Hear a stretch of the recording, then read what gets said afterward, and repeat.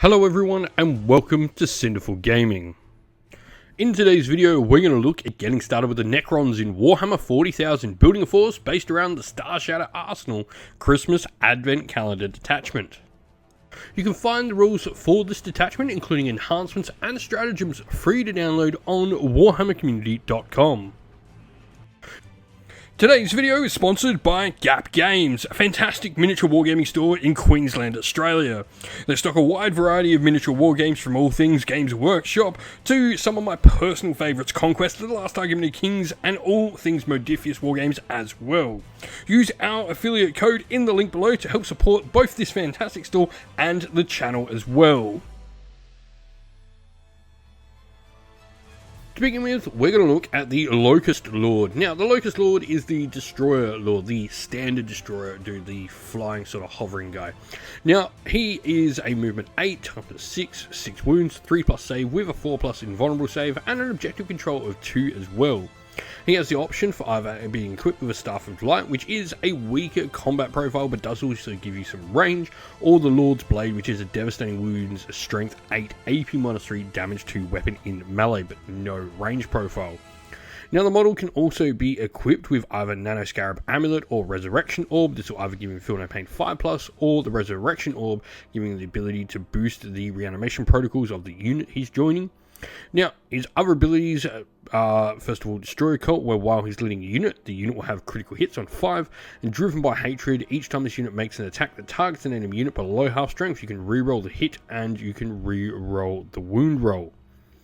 Unit-wise, what he can lead is obviously Locust Destroyers, and he can also lead Locust Heavy Destroyers as well. Speaking of Locust Destroyers, they're definitely where we're going next. First of all, they're going to provide us with some decent firepower, 3 attacks each with their Gauss cannons with the lethal hits rule, strength 5, -2 AP and damage 2. He's going to be excellent at taking heavily armoured troops off the table. Things like Space Marines are not going to want to get shot by these guys. Hardwired for Destruction means each time the model in this unit makes a ranged attack and targets the closest eligible unit, they can reroll hit rolls of 1, and if the target of that attack is on an objective instead, they can just reroll all their hit rolls. So very easy to get some nice buffs on these guys. You can take them in a variety of different unit sizes as well, 1, 2, 3 or 6 models, depending on how many you want to field. After that is the Locust Heavy Destroyers, and this I think is where the Locust Lord really gets the most out of his rules. Because we have 2 big heavy weapons, one of them in particular, the Enmitic Exterminator, has the heavy rapid fire 6 and sustained hits 1 rule. This is going to get a lot of extra shots potentially at close range if you can get the nice and close.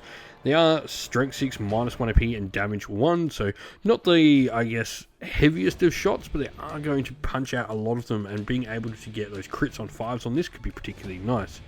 The Gauss Destructor is another decent option as well to get your crits on 5s with lethal hits for a strength 14, -4 AP, damage 6 weapon. This would be really good if you need to bring some anti-armor, so depending on what you sort of need to face, depends where your Locust Lord may deploy in.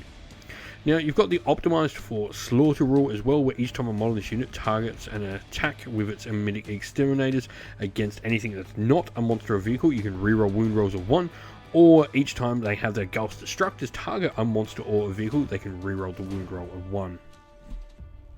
Next, looking at the last of our mounted units, we have Tomb Blades. These are going to provide us, I think, with 2 weapon options in particular that we're going to make the most use out of. Remembering we get Assault added to all our weapons thanks to this particular detachment we are going to be using. So for me, the Twin Tesla Carbines aren't necessarily the weapon of choice I would go with here. I think the Twin Ghost Blaster getting Assault on those lethal hit twin linked weapons at strength 5, -1 AP and damage 1. Or the Particle Beam is devastating wounds getting lethal hits as well could be really nice, especially with the Blast D6 amount of shots they can put out. Now, you've got obviously the options there for all your different guns on how you want to equip, and you can equip the units in any way you want. But you've also got the ability to take things like Shield Veins, which can give you a 3+ save and a move characteristic of 8 inch, so this will drop your movement of the unit slightly.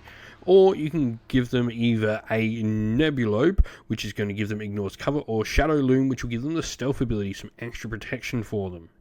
They do have Scouts 9-inch standard, and their Invasion engrams as well means in your shooting phase after this unit is shot, they can make a normal move of 6 but can't declare a charge in a turn in which they do so. Lastly, we have the Annihilation Barge, bringing a vehicle into the Force. I think it definitely makes use of all the rules. This is one of the vehicles the Necrons have that's definitely going to keep up the rest of your Force, but also not cost such a large portion of your army. Things like the Monolith I'm thinking of would be really good with this Force if you expand up to 2k, but aren't necessarily where you want to start with. Now, the Annihilation Barge has the option of the two sort of semi-good cannons, the Tesla cannon or Gauss cannon on it. It's got a main cannon of the twin Tesla destructor, which is really nice. And it's also got the Malevolent Arcing, where in your shooting phase, each time you select a target for this model's twin Tesla destructor, roll 1d6 for the target and 1d6 for every other enemy unit within 3 inch, and on a 5+, you can do some extra mortal wounds to that unit around it.